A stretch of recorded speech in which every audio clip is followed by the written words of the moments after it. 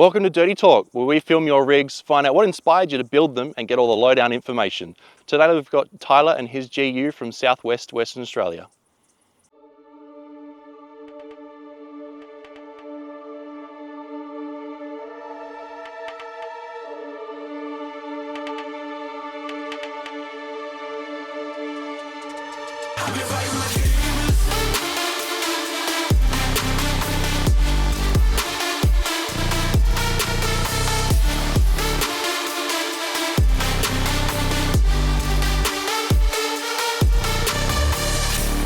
I'm Tyler, I'm 24.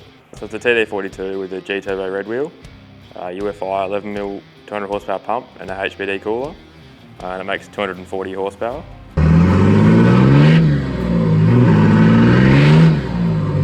The interior mods, there's a fair bit going on. We've got Recaro seats, and then the roof lining and all the rear wall was done by Deegan at Corby's Custom Trims.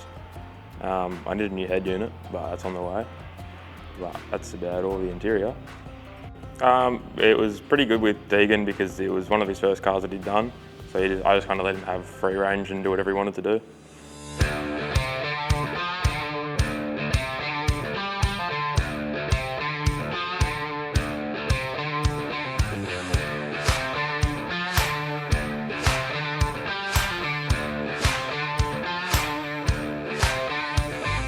Yeah, so the front's just a Superior 5-link with ramped customs drag link and tie rod.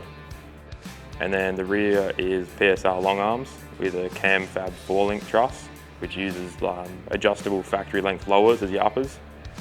And then it's got a DFI torsion sway bar as well. And it hasn't got any new coils or shocks yet, so got to sort those out.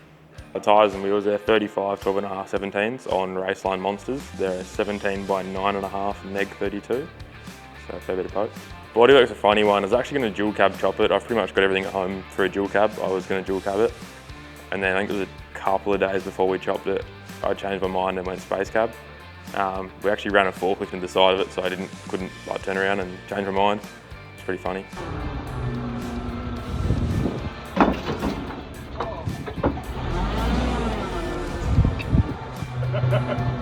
I think it took 3 months from start to finish, and that was including paint and everything. So, pretty big process. Definitely wouldn't recommend using a rear wall. I'd get a fabricated rear wall. The ute walls don't line up perfectly, but there's a few spots where they don't line up, especially around the windowsill. The utes are a bit wider than the wagon, so you have to make a few infill plates. I picked the colour the day I dropped it off. I wanted to keep it very similar to the factory colour, so it's a BMW Pyrite Brown. It was vintage bronze, so it's very similar, but slightly different now.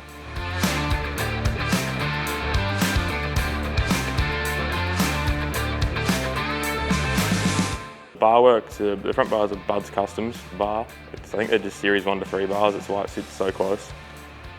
And the tray we built at work, I built it myself after hours.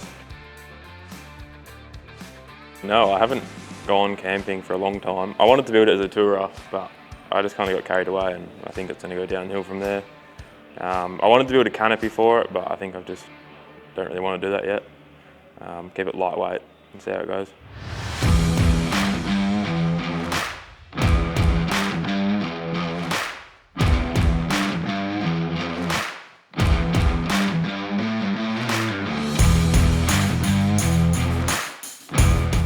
I want to engine swap it, so I've actually sold the TD, that's gone. There's a few options, the M57 or a Barra. I'm still not sure what I want to use the car for, so I don't know what engine to go with. I'm sure I'll decide soon, so see how it goes.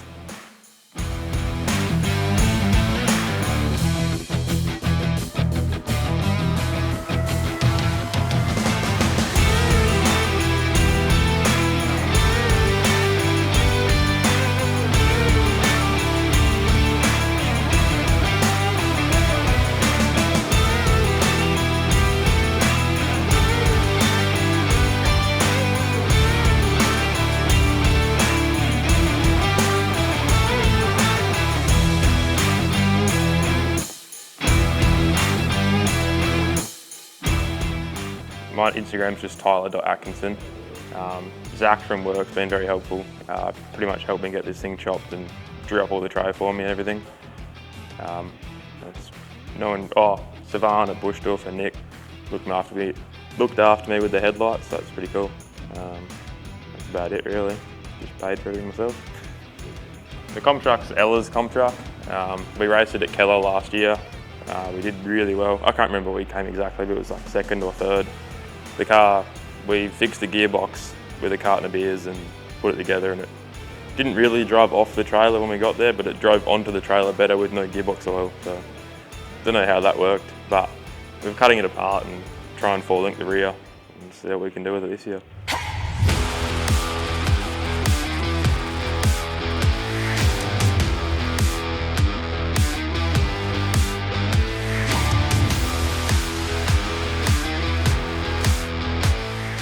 Well, that's been our very first Dirty Talk episode. If you like what you saw, make sure you hit the subscribe button and click the bell icon to be notified of our next post.